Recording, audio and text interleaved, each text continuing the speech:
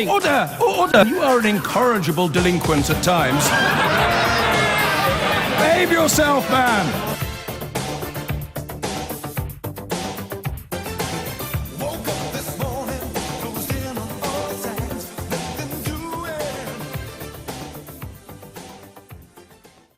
Those in the know that George Osborne wants to balance Britain's books by the end of the decade. But according to a new report by the IFS, there could be a number of stumbling blocks in the Chancellor's way. In fact, the Institute of Fiscal Studies says Mr Osborne will have to break a number of records if he's to achieve his desired goal. The report shows how little wriggle room the Chancellor has, boxed in by his own rule. The IFS say to balance the books by 2019-20, it highlights that public spending is already at historically low levels and that there are a number of tax promises and other manifesto commitments still to pay for, including £8 billion to cover the cost of increasing the personal allowance threshold. But many of the contributors to the Treasury coffers are looking weaker than forecast, particularly income tax, highlighted last week by the Bank of England's downgrade in average earnings forecast. And the IFS estimates that if average earnings rise by 1% less in 2019-20 than the OBR anticipated, Mr Osborne could expect to lose £5 billion of income tax and national insurance revenues. Now, the turmoil recently experienced on the global markets could also cost £2 billion in lower capital gains tax receipts. The IFS believes these combination of factors will mean the Chancellor will either have to raise taxes or cut spending further. The UK has only managed to run a surplus 8 times in the last 60 years. So whatever he chooses, the Chancellor has his work cut out. And joining us now is the Director of the Institute for Fiscal Studies, Paul Johnson. Welcome back to the Daily Politics. So in your mind, is it more or less 50-50 whether George Osborne can eliminate the deficit in this Parliament without further tax rises? Given what he's set out at the moment, 50-50 probably at best now, given that the economy has got worse since he made his last forecast just 3 months ago. So yes, there's a good 50-50 shot he'll have to do something else, increase taxes or cut spending more. Right, and this is because the overall economy isn't looking as strong as we thought, or indeed he thought. It was always not far off a 50-50 shot, because whilst the forecast was for a 10 billion surplus 4 years out, actually 10 billion out of 700 billion is a pretty small margin for error. So there's always a pretty good shot that he'd need to do more. That's got somewhat more likely just in the last 3 months. Right. I mean, he overestimated what he was going to get in terms of tax revenues. Now average earnings, which had started to go up, are beginning to stall too. How worried are you?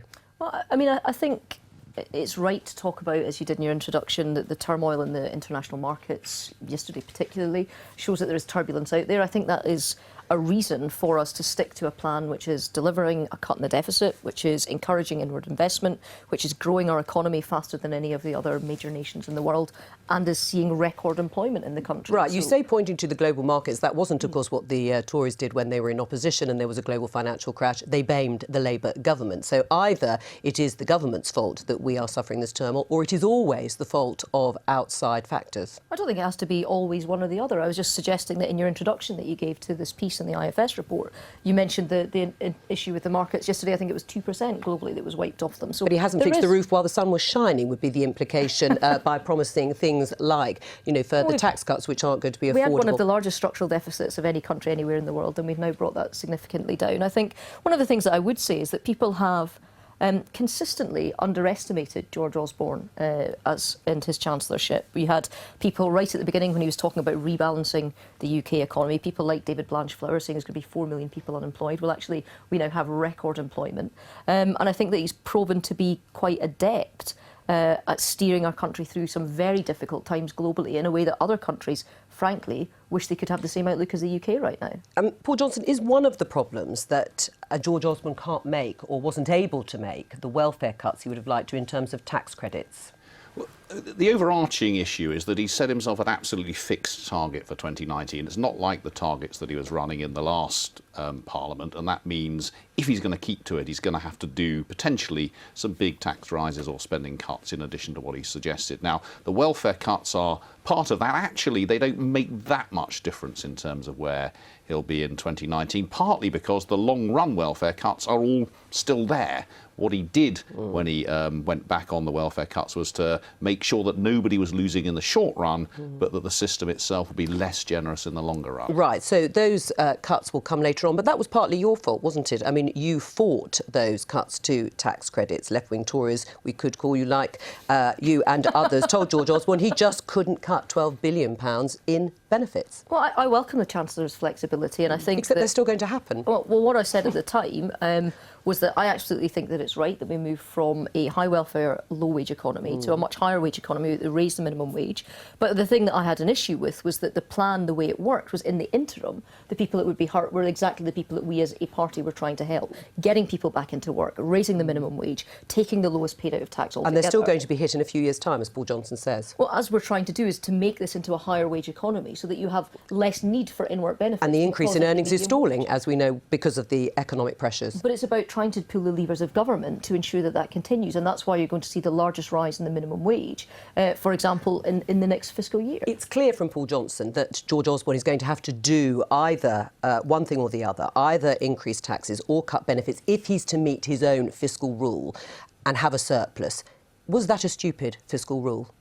I don't think it was. I think that there are people in this country who have battened down the hatches, during these last few years to try and make sure that we all pull together to get our economy back on track after, the largest structural deficit of any major economy anywhere in the world. And they want to know when it is that the sun's going to be shining again, when we're not paying more in debt interest than we are in the entire budget of Scotland, for example, which is what we do at the moment. And right, there's no sign of that happening anytime soon. I mean, so surplus. Would you prefer to get to that surplus, tax rises or further cuts to benefits? Well, look, I think the Chancellor has charted a course. I think he has been significantly and consistently second-guessed by people and has proven them wrong. And so you're saying that he'll be able to hit that surplus without tax rises or cuts in benefits, despite what Paul Johnson has just said? Well, like I say, there have been other analysts in the past who have said that he hasn't been able to make the achievements that he has.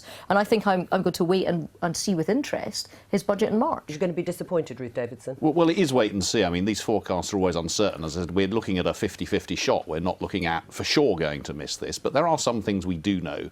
We do know that he's promised $8 billion of tax cuts, which he's going to have to fund from somewhere, and we do know that things have got a bit worse in the economy than they were back in the autumn. I think the question is, and I'm sure in a way this is a hypothetical at the moment, but if, as is certainly plausible, the forecasts turn out less good than they were a couple of months ago, what's he going to do? And that's going to be one of the biggest choices, actually, he's made in his chancellorship, I think, because he didn't really have to make these choices in the last Parliament. He was able to push them back, and he won't be able to do that this time round. Right. I mean, he hasn't got much wriggle room, though, has he?